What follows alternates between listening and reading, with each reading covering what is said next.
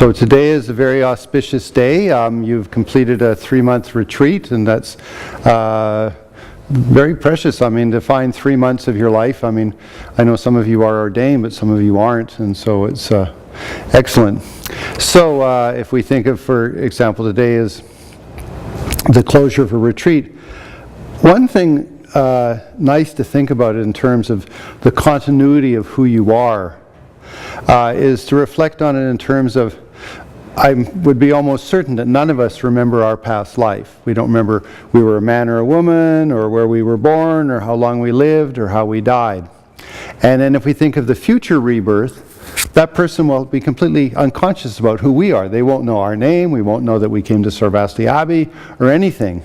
But the type of karma we accumulated, the activities we had, those will be manifesting into the future rebirth. So literally, that you've decided to be here in a place that you can do retreat and you can look into your own mind and try to understand things, that's like a Christmas present for the next rebirth. Because they won't know you, they won't have any memory of you, but they'll have these feelings that this, maybe when life gets a little complicated and they suffer a little bit, they'll look within, and then something might ripen, and it'll be because you've accumulated the karma of doing a retreat. You did a retreat of Manjushri, which is the Buddha of wisdom, so very precious. So I like the idea of just thinking that the activities that I do in this rebirth are all Christmas presents or birthday presents for the next person. Because what happens is that then they'll have these inclinations and these thoughts and such, and I think that most of us, why did we turn to the Dharma was because there was something that bothered us, something that sort of affected us, and we wanted an answer. And so therefore we looked to the Dharma for it. And so in the future rebirth, because it is samsara and it's unreliable, as the Buddha had said, then that person will then also maybe not look to external things, but look inside. So just as today we're going to have lunch now, we're going to nurture our body. So actually the activities that we do day by day are the sort of nurture for our inner being and for the continuity of our consciousness.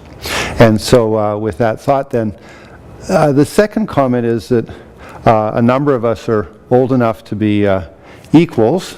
That is, we've you might say that the next major event will be our personal death. And so what I've come to realize is that all that we really have to do is just be nice people. That's the total package of it. I mean, because we've all been, 40, 50, 60 years worth of life, and things have come and things have gone and such, and we're just left with what we've been doing. And so at this point, so much more important to say, like, so many things impermanent, and I used to put so much value to those, but now it's just to be a nice person. And I think if you do that, then with some wisdom and some compassion and some peace and some patience, that's the Bodhisattva path. We don't have to make some exalted idea about it, just being a very, very nice person with some sense of peace and wisdom. And then, well, it's the best of our ability, because, of course, what happens is something happens and we get upset. And then we have to go, no, it's not important anymore, It's important to be a nice person.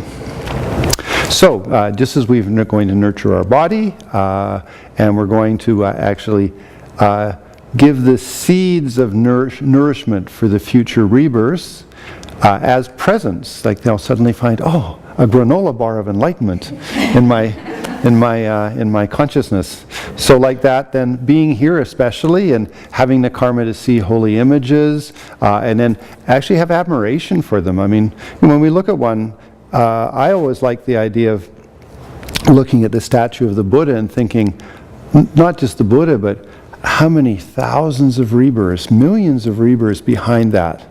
And then in each one, a bodhisattva, having a theme to his life, trying to be a better person, well, being a nice person, but how to be a nice person? Well, with some wisdom, with some compassion. And then in one rebirth. And then in the next rebirth, the same thing. And whether he was ordained, or whether he was an ascetic, or whether he was a layperson, in all of those rebirths, the theme was there. And so when I look at the Buddha, I always think, wow, I mean, he did it over millions of rebirths, and I would like to make this rebirth have a theme. It makes you feel good. So anyway, you have the theme of Yamantaka, you have the theme of Manjushri, you have the theme of being in Sarvasti Abbey, and maybe you're ordained, which is wonderful, excellent karma. So, vámonos para iluminación. Okay, so